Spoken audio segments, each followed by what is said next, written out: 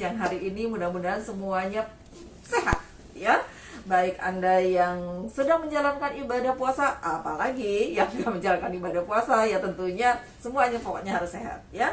Nah, FKC Family, puasa kita ya sudah tinggal menghitung hari ya. Mungkin di antara Anda juga sudah mulai sibuk nih untuk belanja-belanja ya. Pokoknya semua berbahagia menyambut hari kemenangan ya. Tema kita pada siang hari ini kalau nggak salah, lambung sehat puasa lancar gitu ya Pak Oni ya. Nah, lambung sehat puasa lancar ya. Kok bisa gitu ya? Pada bisnis saya ada ya. Kok bisa? Ya bisa. Seperti saya bilang tadi, semestinya harusnya sehat. Yuk kita mulai dengan lambung dulu ya. Nah, saya punya gambar lambung nih, FKC Family ya. Nah, FKC Family ini adalah gambaran dari lambung kita ya. Nah, lambung itu posisinya di mana sih, FKC Family? Ada yang tahu nggak? Kalau Pak Oni tahu nggak posisi lambung itu di mana, Pak? Di perut. Di perut. Benar. Perutnya bagian mana? Perut atas apa perut bawah? Perut. Agak ke atas apa agak ke bawah? Agak ke atas. Benar lagi. Kemudian di sebelah kanan apa sebelah kiri? Kiri. Kiri. Wah benar. Hebat ya Pak Oni ya, luar biasa nih. Poinnya udah 30 poin ya Pak Oni. Oke. Kalau kita telusuri di sini kayak huruf J nggak ya? Ya. Ya, kayak huruf J ya, seperti itu ya. Nah, besarnya itu adalah ya sebesar ukuran tubuh manusia gitu ya. Artinya masing-masing manusia itu punya besaran yang berbeda, seperti halnya jantung ya. Nah, kalau untuk lambung sama, sesuai dengan kondisi masing-masing orang. Ya kalau orangnya tinggi besar ya otomatis lambungnya juga pastinya akan besar ya. Menyerupai huruf J ya, dimana ini bagian atas mungkin kalau FKC lihat ini adalah esophagus ya. Jadi makanan tuh masuk dari sini, ya. Nah makanan masuk dari sini, kemudian akan masuk ke lambung. Nah tapi sebelumnya di sini ada sphincter, ya, ataupun klep, ya, esophagus. Jadi makanan akan masuk ke sini dan, ya, maha besar Tuhan yang maha kuasa ya.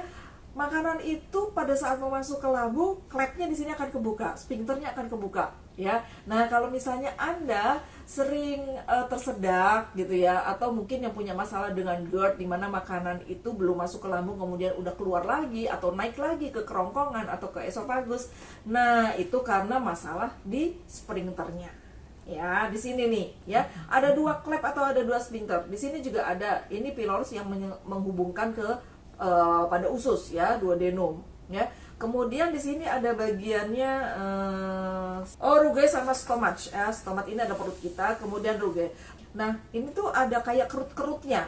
Rugae ini sebetulnya adalah membantu sistem pertahanan. Pertahanannya siapa? Ya, jadi memperkuat ya, memperkuat sistem pertahanan si lambung ya, seperti itu. Nah, bentuknya adalah berlipat-lipat pada saat makanan masuk ya. Ini dia nanti akan agak sedikit pipih gitu ya, karena akan agak sedikit lebar gitu ya, karena di sini fungsi rugae itu juga adalah menghancurkan makanan ya. Jadi di sini fungsinya rugae itu juga menghancurkan makanan ya. Jadi udah jelas ya FKC Family ya, jangan salah lagi nih, jangan keliru lagi ya, nanti nggak tahu lagi ya bentuk lambung seperti apa gitu ya. Oke, sekarang kita masuk ke, nah ini sebetulnya pengulangan nih ya FKC Family ya.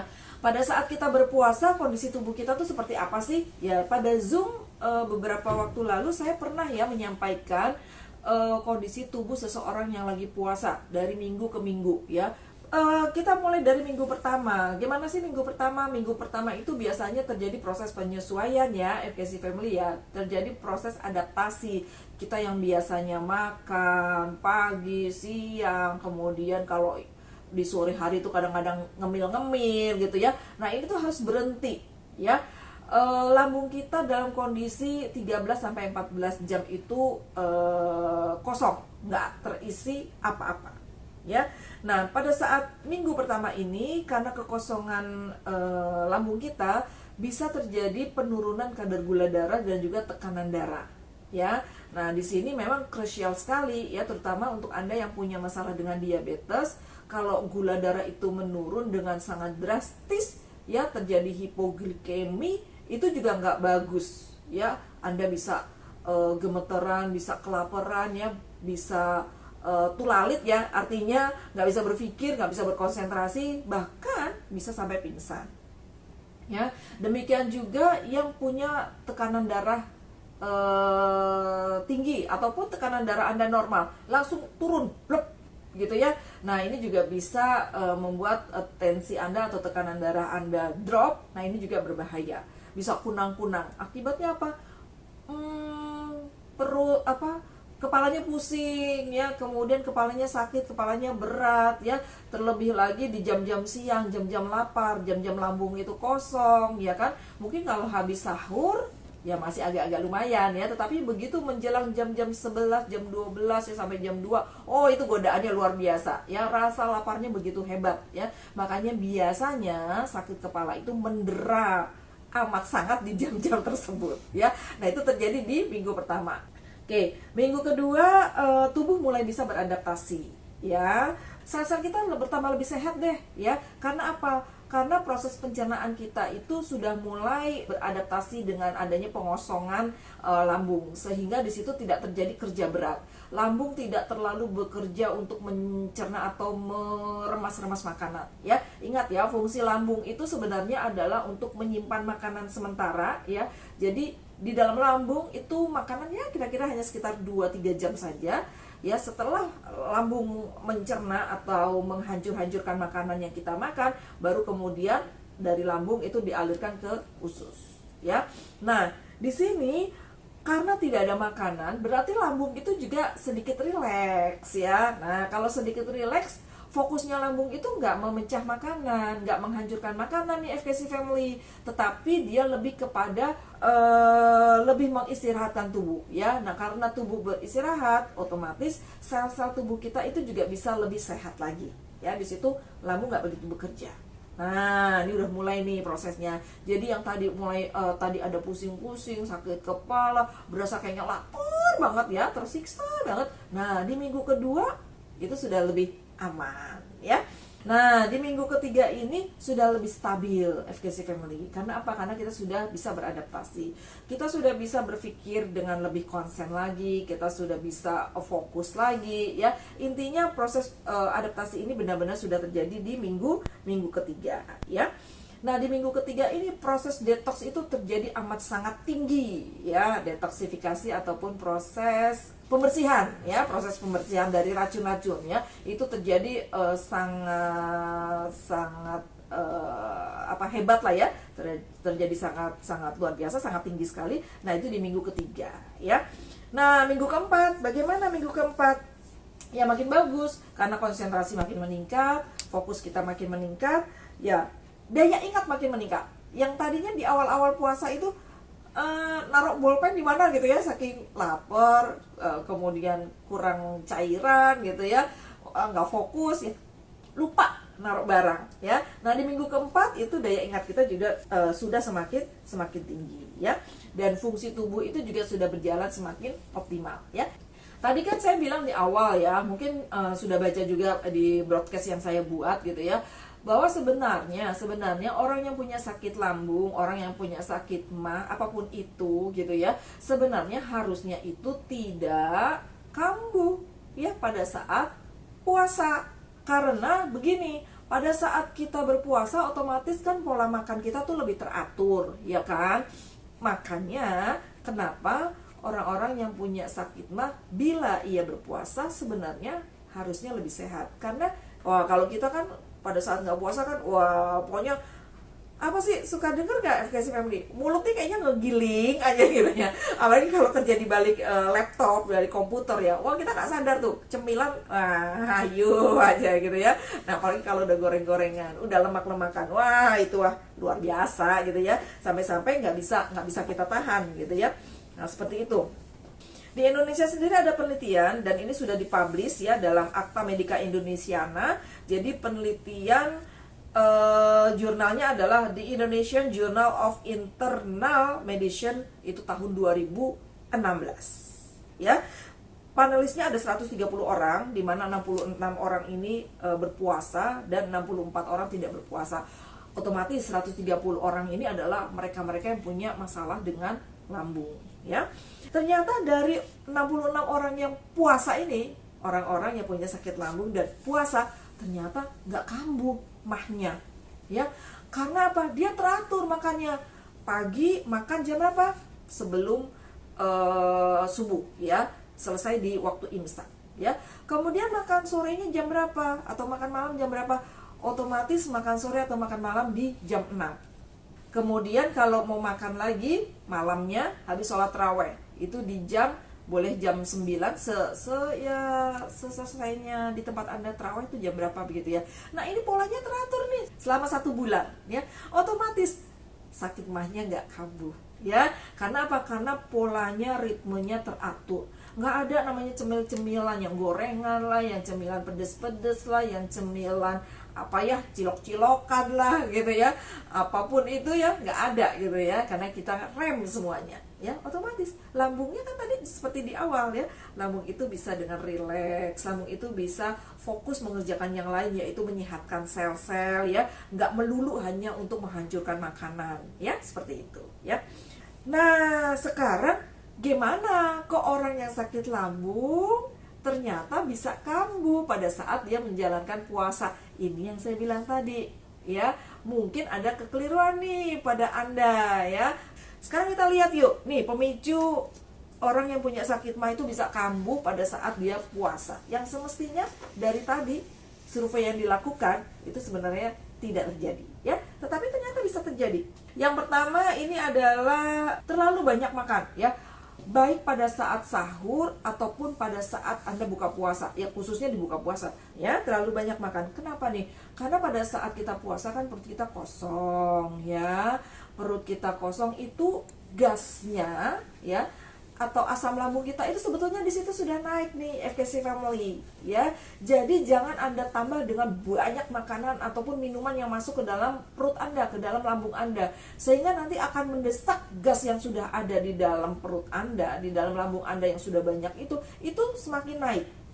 Gas semakin naik, dia akan masuk ke dalam apa? Esofagus, ke kerongkongan. Nah, itu bisa menyebabkan gangguan mah Anda kambuh. Ya, itu yang pertama ya. Kemudian yang kedua nih apa nih? Nggak sahur, tadi yang saya bilang ya. Males mau bangun, udah deh jam 12 aja. Lah, ingat, waktu pengosongan lambung itu cuma 2 jam lebih dikit lah. Jadi kalau misalnya Anda makan sahur di jam 12 atau bahkan nggak sama sekali, waktu imsak atau waktu subuh itu sekitar jam 4:30 untuk wilayah Jakarta. Dari jam 1 ke jam 4:30 otomatis udah habis tuh makanannya di lambung Anda, udah masuk ke dalam usus. Nanti tinggal fokusnya adalah membongkar karbohidrat seperti pelajaran kita minggu lalu ya, membongkar protein, kemudian membongkar lemak ya. Tetapi waktunya terlalu panjang FKC Family, dari 4:30 sampai jam 6 sore itu sekitar 13-14 jam ya. Ditambah lagi waktu Anda makan itu jam 12 ataupun jam 1 malam, makin panjang. Otomatis lambung Anda kosongnya juga semakin panjang, semakin lama. Ini berbahaya ya. Jadi di situ juga bisa menyebabkan asam lambung naik. Perutnya jadi rasa perih. Kalau perutnya perih otomatis terjadi apa? Heartburn, rasanya panas ya, nggak hanya di area perut tetapi juga di seluruh tubuh Anda itu terasa panas ya. Ini hati-hati ya. Kemudian yang ketiga apa? Yang ketiga adalah langsung tidur habis makan sahur. Wow ya. Jangan dulu ya. Kenapa FKC Family? Kita harus menyiapkan waktu supaya makanan itu benar-benar masuk ke dalam lambung kita ya. Dari lambung kemudian benar-benar masuk ke dalam usus kita ya. Di lambung itu 2 jam bertahan ya. Nah kalau misalnya makanan itu masih di lambung, kemudian Anda langsung tidur, otomatis makanan ini bisa naik lagi ke atas ya.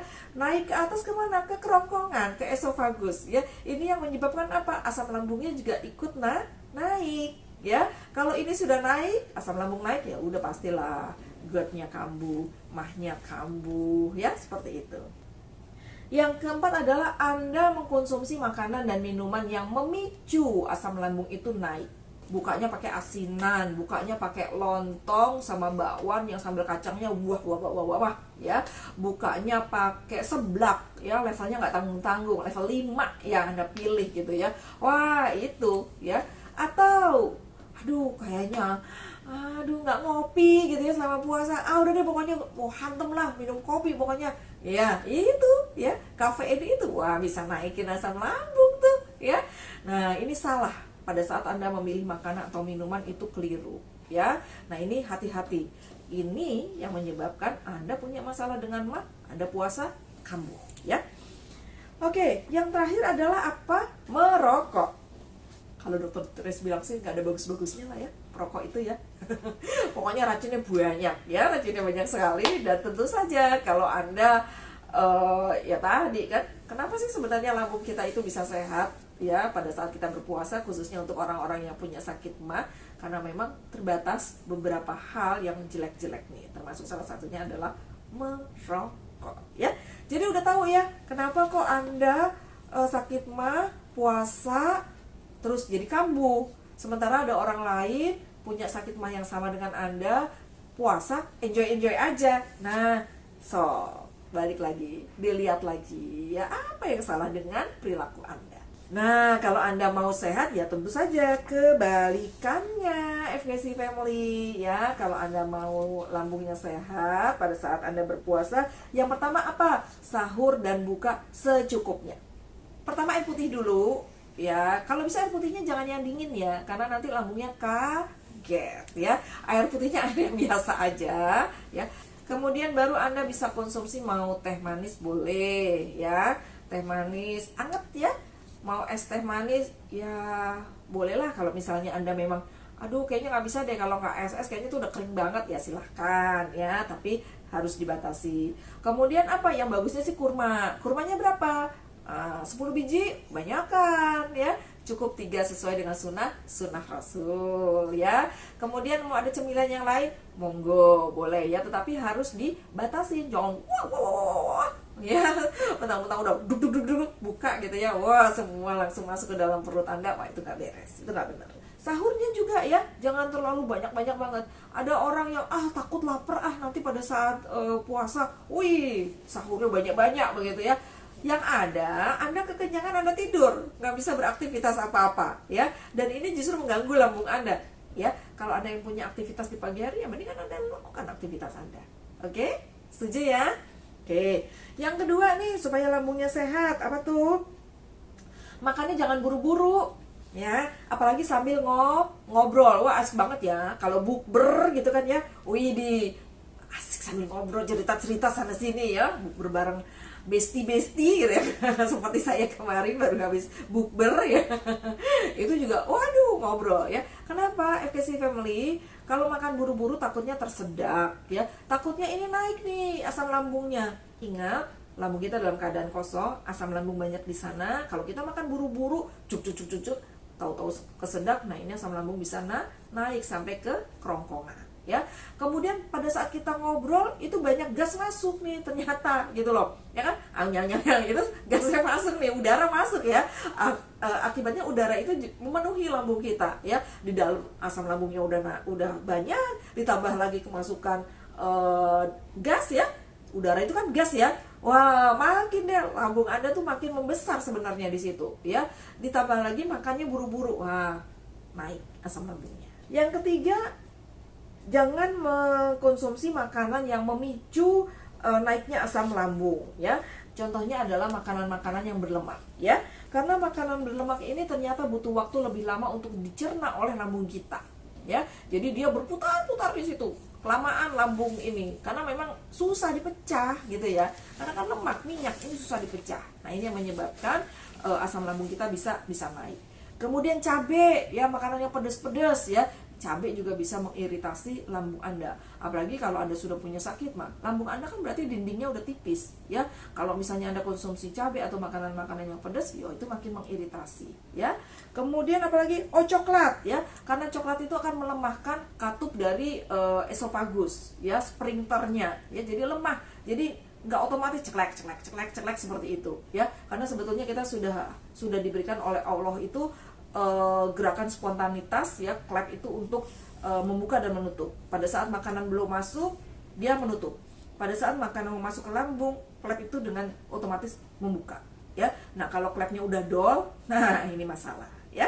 Oke, keempat ini adalah menu Menu yang nggak tepat, menu yang nggak tepat ya yang Anda konsumsi itu juga bisa salah kaprah ya. Misalnya contohnya yang paling simpel, Anda konsumsi misalnya untuk sumber karbohidrat ya, nasi itu sudah paling bagus Anda konsumsi, kemudian oatmeal ya juga itu sudah cukup bagus ya. Nah, carilah karbohidrat seperti ini. Kemudian makanan-makanan yang lain, menu-menu yang lain, tentunya jangan yang terlalu berlemak-lemak ya, seperti itu. Jadi pemilihan menu, baik menu sahur ataupun menu berbuka puasa, nah ini menentukan kesehatan lambung Anda ya. Yang kelima itu adalah tidur tadi ya, kita sudah ulas. Nah, keenam, nah ini yang penting nih, keenam ya. Pada saat puasa ini kita harus menahan emosi, menahan amarah ya. Kalau kita nggak emosian, kita nggak marah, otomatis nggak stres ya. Ingat loh, stres memicu asam lambung naik. Asam lambung naik, stres muncul, gitu ya. Kita bisa mengendalikan emosi kita bisa mengontrol atau memanage stres kita. Itu benar-benar terkait langsung dengan kesehatan lambung kita. Ya, jadi ingat ya, ada 6 hal yang khususnya untuk Anda yang punya masalah dengan lambung, Anda harus terapkan supaya puasa Anda, kayaknya nggak nyampe 10 hari lagi ya, bisa berjalan dengan jauh-jauh lebih baik dibandingkan hari-hari kemarin ya. Oke.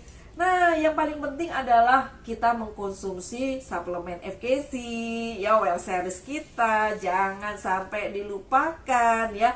Apa nih? Kita punya produk bagus-bagus ya. Nah, yang ada di depan saya paket lambung ya. Nah, ini nanti boleh ditayangkan ya sama Pak Oni ya. Paket lambung ya, isinya apa saja sih? Isinya adalah yang paling utama tentunya Stomapur ya, kemudian ada Tridance, ada Ingenium, kemudian ada Morning Power, dan ada Non-Light ya. Saya mau fokus di Stomapur dulu ya, FKC Family ya. Oke, Stomapur itu isinya udah pada tahu ya. Stomapur itu isinya adalah brokoli. Dia punya zat aktif namanya sulforapans ya. Kemudian ada jahe ya. Jahe itu ginger oil ya, zat aktifnya. Kemudian juga di sini ada vitaminnya ya. Nah, ini Stomapur ini dengan komposisi yang tadi itu membantu untuk menekan pertumbuhan bakteri negatif dan juga mematikan bakteri negatif. Apa sih bakteri negatif yang banyak di sana?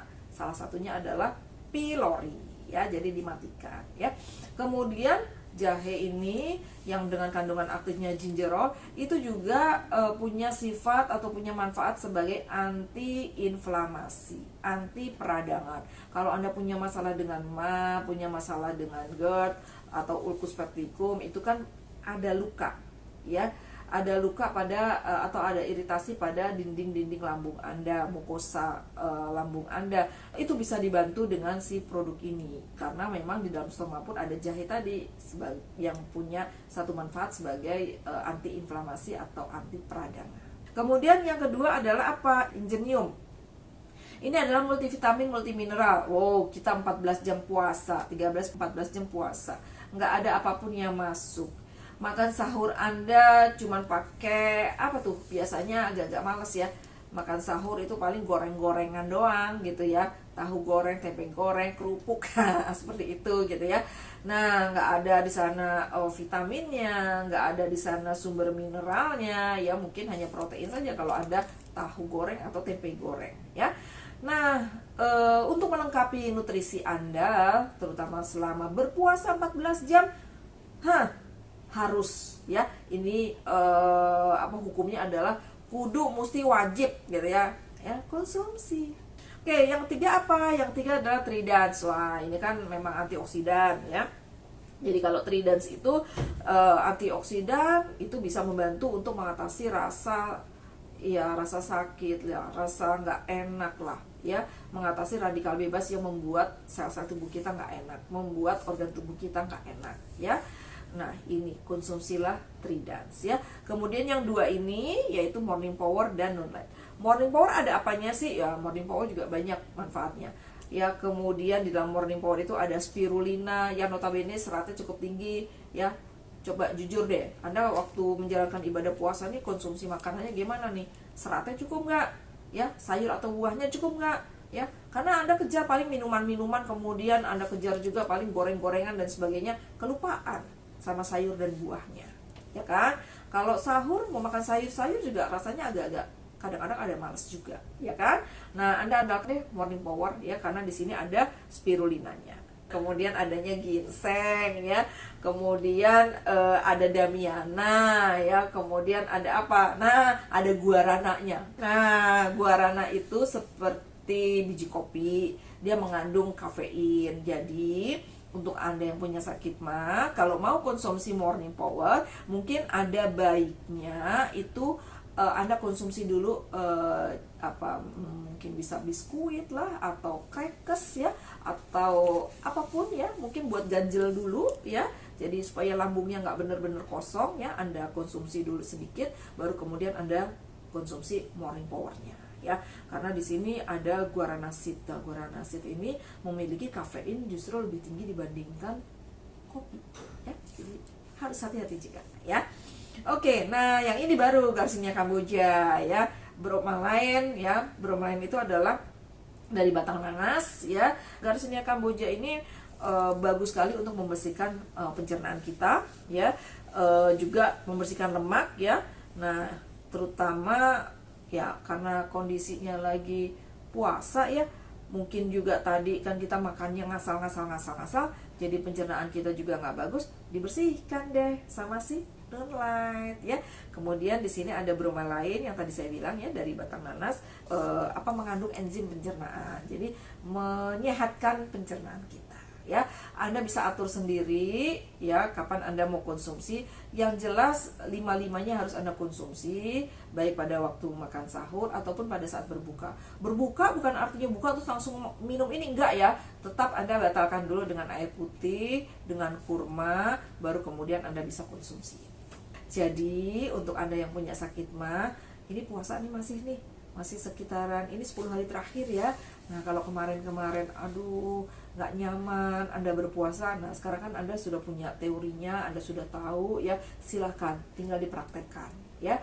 Tapi sekali lagi saya sampaikan, jangan hanya mengandalkan produk-produk well series kita tanpa Anda mengoreksi pola makan Anda dan juga pola hidup Anda. Saya mewakili jajaran manajemen FKC Indonesia, FKC Syariah, mengucapkan minal aizin wal faizin ya, karena kita ketemu lagi kan bulan depan sudah lebaran ya. Mohon maaf lahir dan batin ya, kalau ada yang salah itu pribadi dari saya ya, ambil yang benarnya ya. Mudah-mudahan di penghujung Ramadan ini ibadah kita nggak makin drop, gak makin loyo, tapi sebaliknya ibadah kita semakin meningkat ya. Kita semakin bersemangat karena hari kemenangan sudah di depan mata. Sampai di sini jumpa kita. Salam dari kami, salam FKC. Assalamualaikum warahmatullahi wabarakatuh. Bye bye.